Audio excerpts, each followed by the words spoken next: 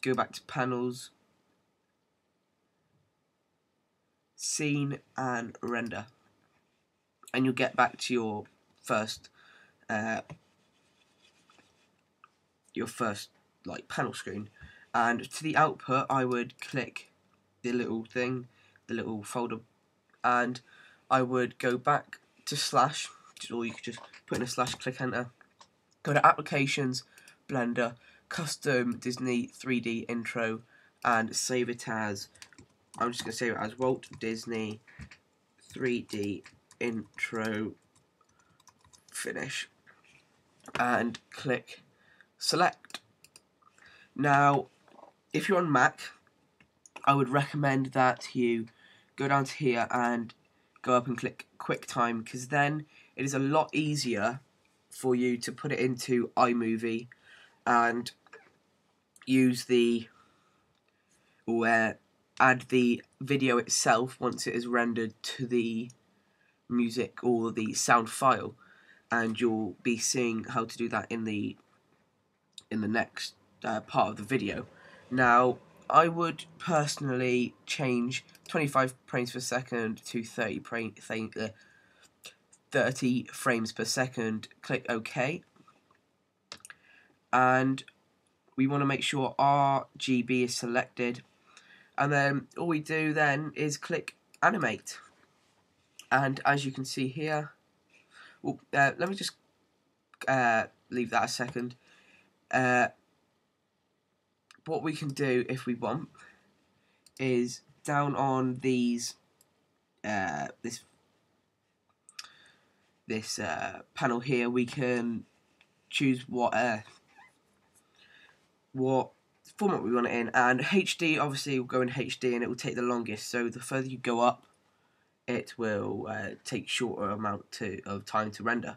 So HD will take longest and full will take the shortest, but the default for QuickTime is pretty much HD, so I wouldn't worry about that. So depending on the power of your computer processor, it could take anywhere between half an hour to an hour to 5-6 hours.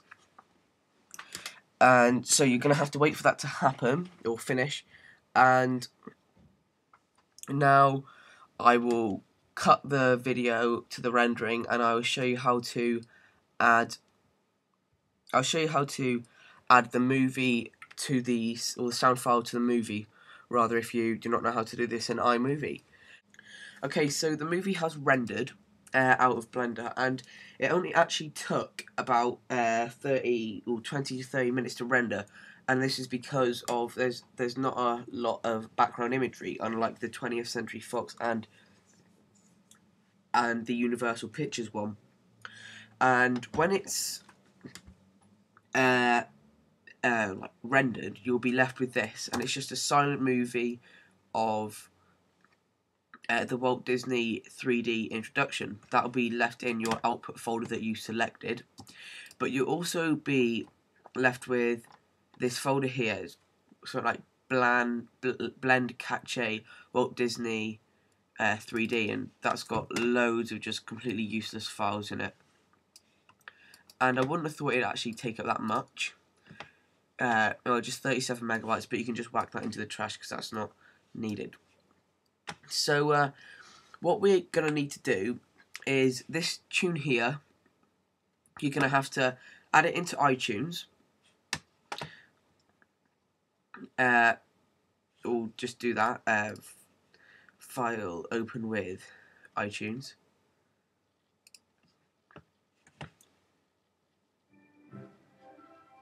And that is the tune. But as you can see, it's a .wav. So we want to go into iTunes, and we want to find the file, and it's under unknown artists. What we want to do is it's under unknown artists, and if you've got a lot of things which are unknown artists, it's going to be hard to find, so just put in your name. So I'm just going to put in Joe the Techie. So then so let's just find that file. So here we got it here. Now it's still a .wav, so you need to click on it, click advanced, create MP3 version, and it's created it. So if we get info on that one, go back to summary, we can see that's the .wav. So we can delete that one and remove it to the trash. So as you can see here, we have just got the Walt Disney MP3 file left. So we can just X out of iTunes now.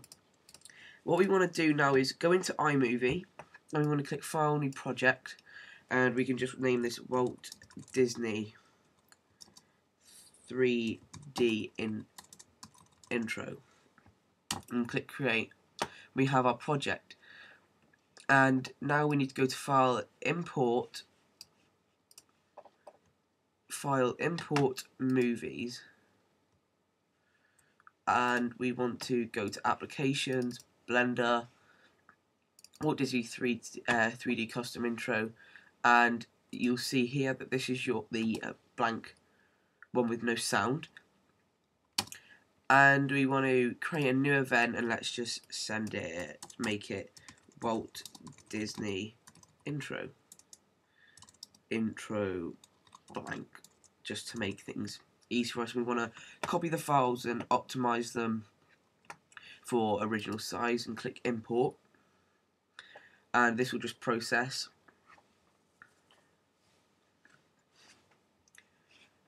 And you will find these two events are just done, so you can delete them, and that one there. So Blender, a Walt Disney intro blank. So you can see we've got this here, which has no sound whatsoever. So we can right click on the clip and click select entire clip and drag that in. Now that's in your project. We need to go over to this little music symbol, and this will bring up your iTunes music library. Now what we want to do is we need to search the name of the files. We need to put in Walt Disney 3D. And this is just a replica in my resources folder in iTunes. But as you can see, this is the one we want, the Walt Disney 3D theme tune under Joe the Techie. And we just click on that and drag it over, and make sure that there's a green background around it, and click it. But if we play it nearer the end, you'll notice if I turn the sound up that it cuts out rather quickly. See, it doesn't do the whole thing. So what we want to do is we want to select the text, right click, click this little settings button up here and click clip trimmer, and this will come up here. Now we need to drag this yellow bar all the way to where the line is not straight. That's where the sound starts. Then we can click done.